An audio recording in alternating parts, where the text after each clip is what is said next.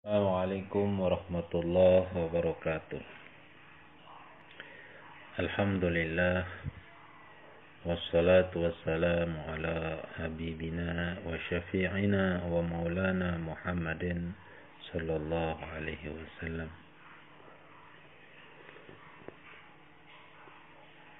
Alhamdulillah, pada pagi yang berbahagia ini kita akan membaca sekaligus mengkaji kitab Syarah Sulamut Taufik, yaitu salah satu kitab yang wajib bagi pondok pesantren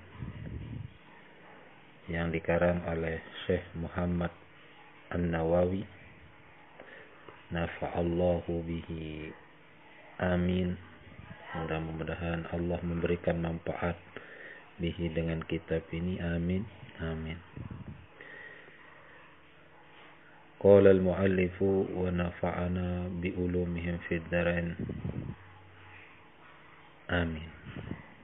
Fa'alam, maka ketahuilah, annahu, bahwasanya Allah, la ilaha illallah, tidak ada Tuhan kecuali Allah. Bismillahirrahmanirrahim, dengan nama Allah yang Maha Pengasih lagi Maha Penyayang. Alhamdulillahillazi tafarrada bil izzi wal jalali. Alhamdulillah, adapun segala puji, lillahi, ialah milik Allah. Jadi pujian itu pada hakikatnya adalah hak Allah Subhanahu wa ta'ala dan tidak dimiliki oleh ciptaan yang lain. Karena pujian adalah haknya Allah Subhanahu wa ta'ala, maka kita sebagai manusia yang dhaif tidak berhak untuk dipuji. Tetapi kalau seandainya ada orang yang memuji tetapi niatnya untuk mengagungkan ciptaan, untuk mengagumi ciptaan Allah Subhanahu wa taala, menjadi sesuatu yang tidak dipermasalahkan. Jadi alhamdulillahi, adapun segala puji, lillahi, ialah milik Allah. Allazi, zat. Jadi Allah ini adalah zat. Al-wajibil wujud, zat yang wajib adanya. Tak mungkin zat Allah itu tidak ada. Jadi pengarang kitab di sini mengawali kitabnya dengan awal alhamdulillah dan bismillahirrahmanirrahim. Kenapa? Sebab karena Nabi sendiri menjelaskan di dalam hadisnya, kullu amrin zibalin la yubda'u bil basmalah bahwa akhta. Jadi segala urusan kalau tidak diawali dengan bacaan bismillahirrahmanirrahim bahwa akhta, maka keberkahannya akan hilang.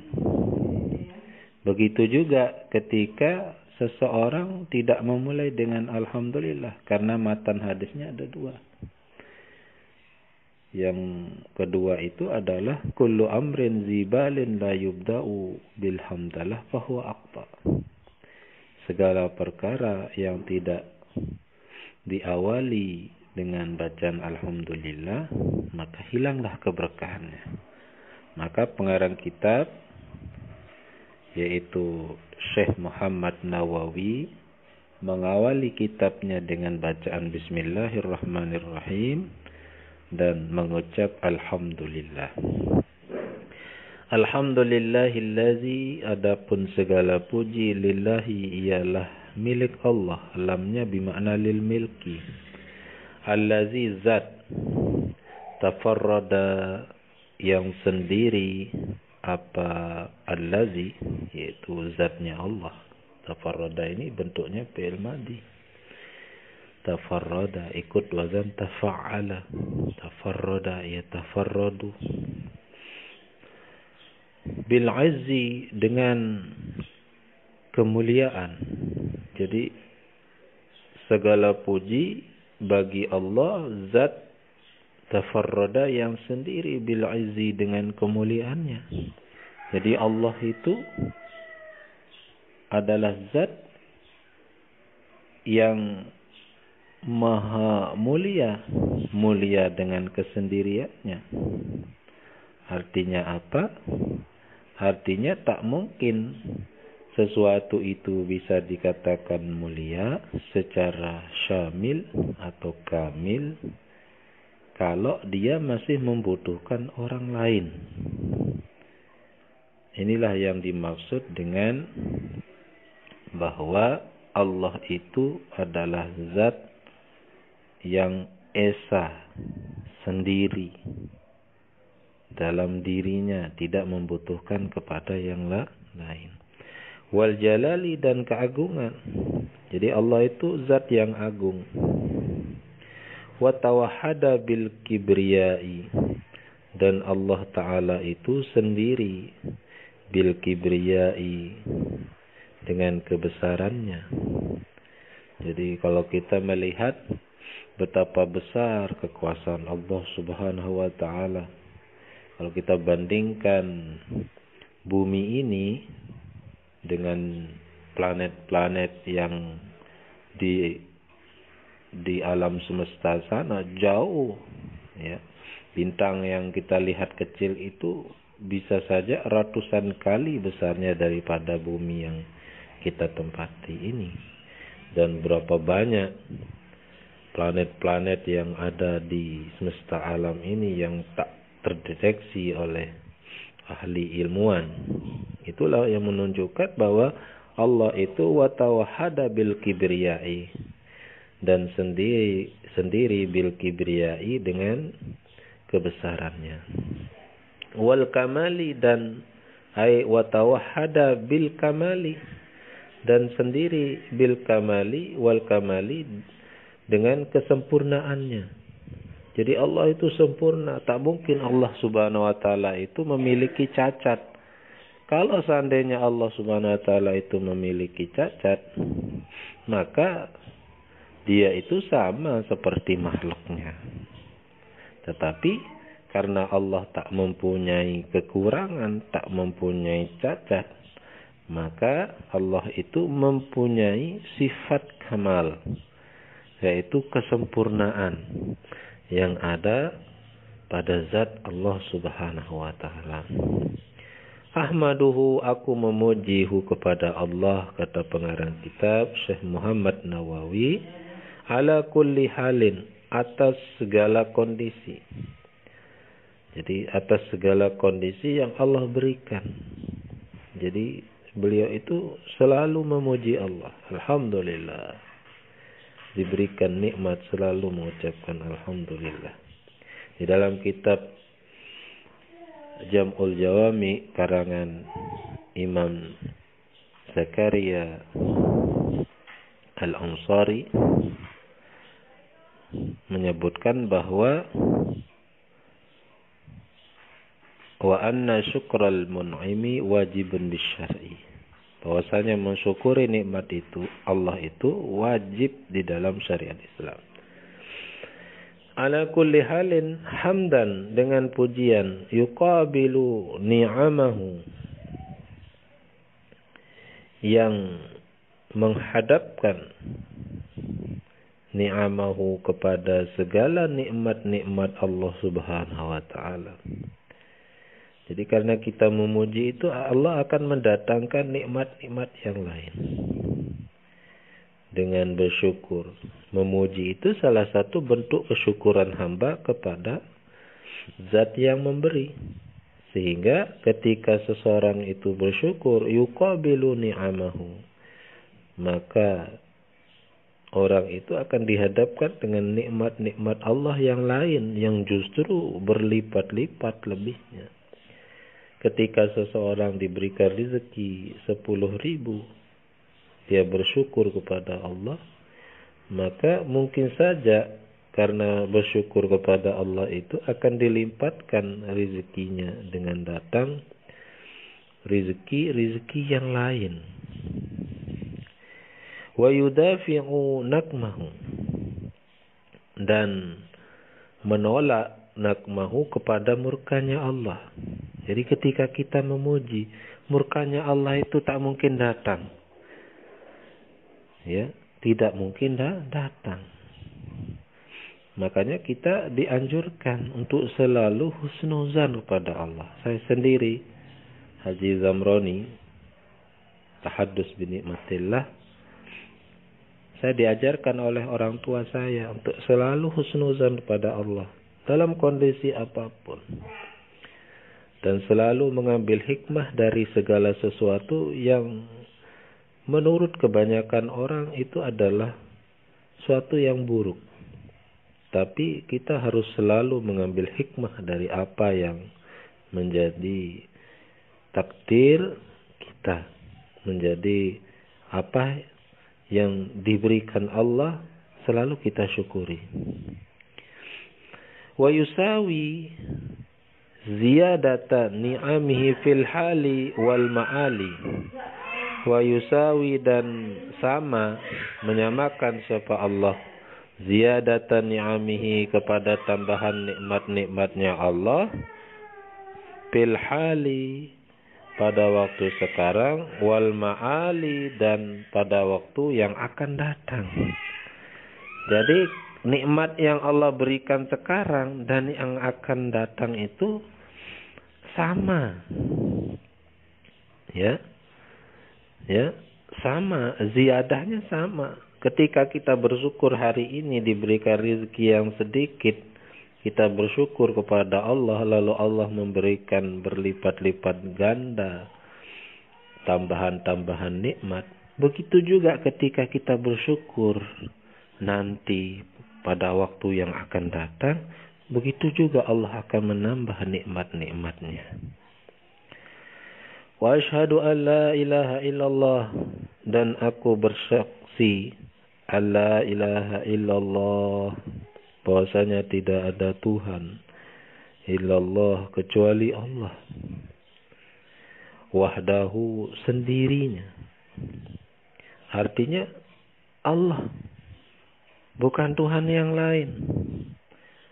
Wahdahu artinya sendirinya. Allah ini adalah zat yang tidak ada sekutu baginya, tidak ada yang sama kekuasaannya dengan Allah, tidak ada yang sama dengan kehebatan Allah Subhanahu wa taala.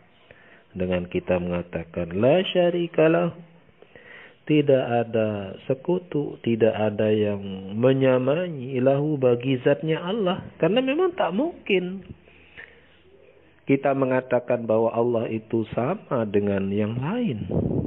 Karena yang lain itu bersifat fana. Dia bisa rusak, dia bisa hilang, dia bisa sakit, dia bisa mati.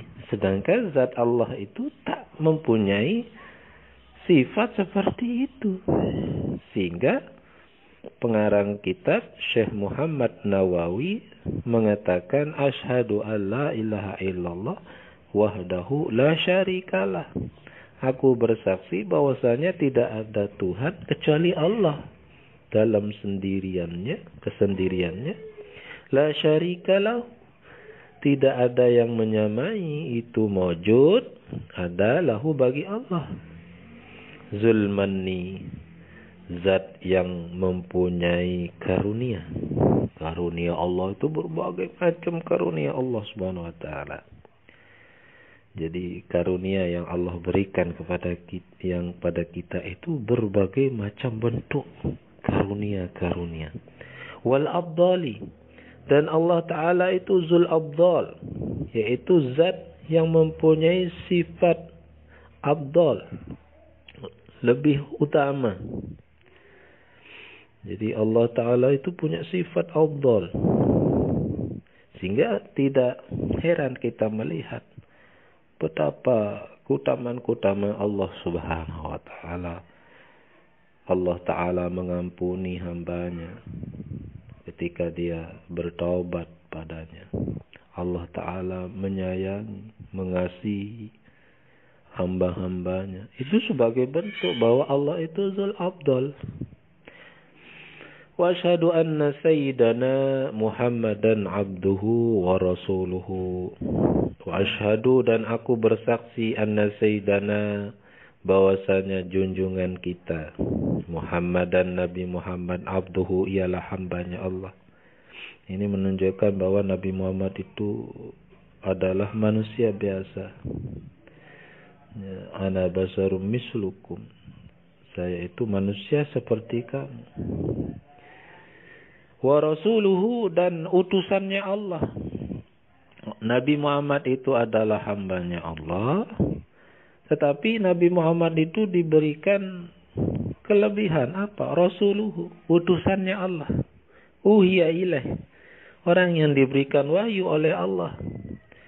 Disebut Rasul karena beliau diberikan wahyu, dan Nabi Muhammad menyampaikan kepada umatnya apa yang diwahyukan itu.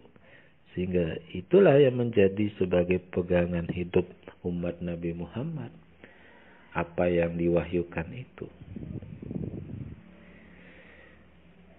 Al-Munqizu, jadi Nabi Muhammad itu adalah Al-Munqizu, orang atau zat yang menyelamatkan, minad dolali, dari kesesatan.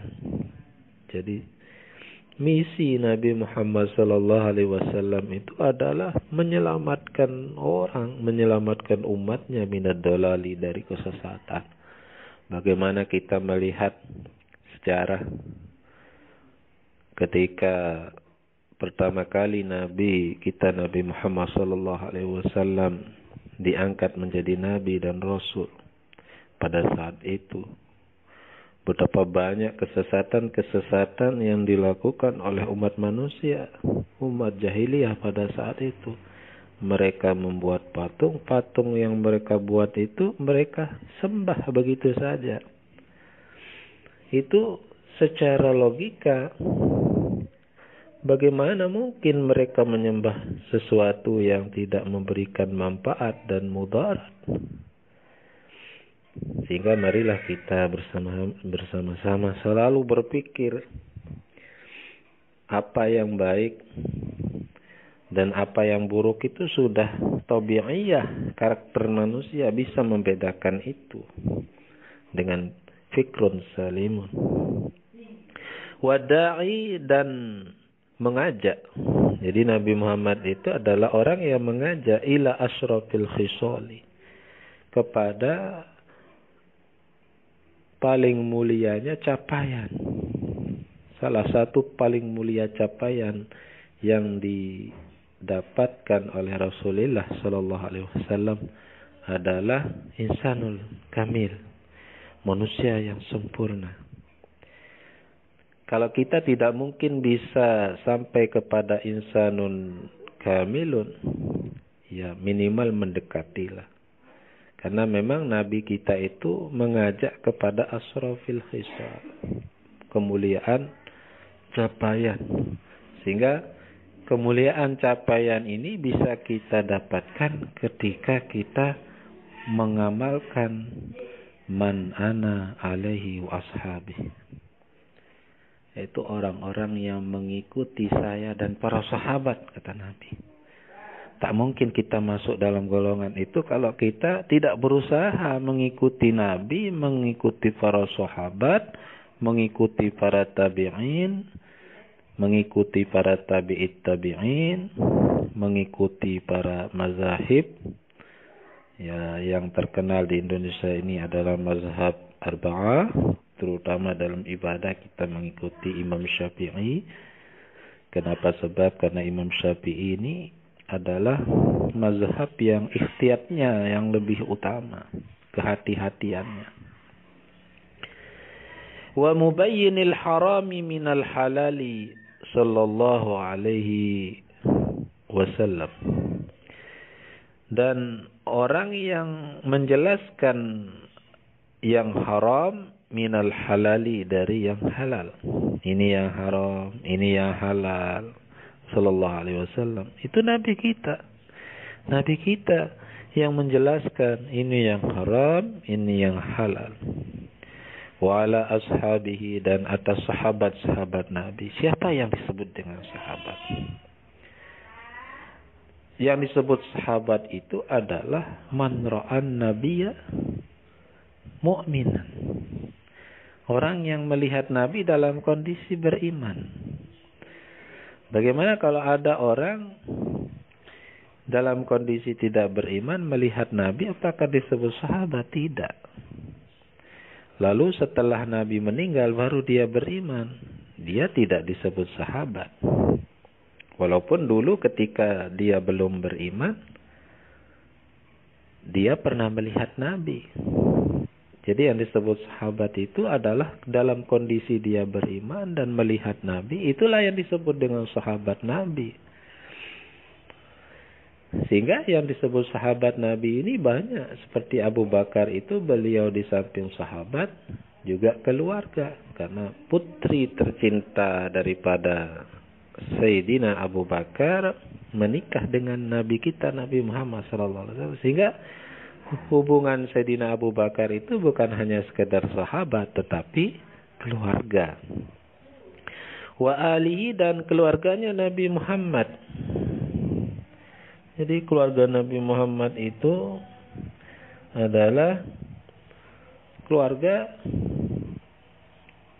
yang termasuk dalam keluarga Nabi Muhammad itu adalah min Bani Hasimin wa Bani Muttalib, yaitu keturunan dari Bani Hasim dan Bani Muttalib. Khaira alin, sebaik-baik keluarga. Sehingga marilah kita bersama-sama merenung kembali ya, bahwa kajian-kajian kitab seperti ini sangat bermanfaat untuk membentengi kita.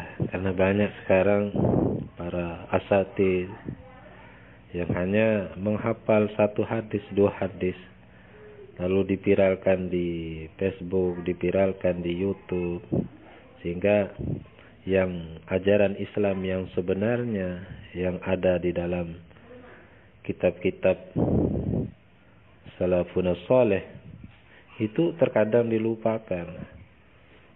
Banyak ustadz-ustadz yang dijadikan sebagai pedoman, tetapi ketika memahami gejala alam seperti saat ini, dikatakan bahwa ini adalah tanda-tanda kiamat. Tanda-tanda kiamat dari dulu. Kalau kita mengatakan tanda-tanda kiamat dari dulu, bukan dari sekarang.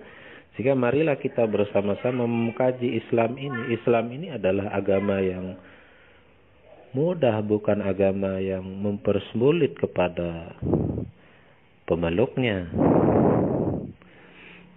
Sehingga kita sebagai muslim yang baik, muslim yang punya pemikiran yang ke depan bahwa Islam ini adalah agama yang memberikan maslahah kepada pemeluknya, maka kita selalu untuk mengkaji pemikiran-pemikiran ulama terdahulu, agar supaya kita dalam memahami konteks zaman sekarang ini tidak serta-merta kita terima begitu saja tanpa adanya kajian-kajian keislaman. Mungkin hanya ini dulu yang dapat saya sampaikan. Wallahul muwaffiq ila aqwamit thoriq. Assalamualaikum warahmatullahi wabarakatuh.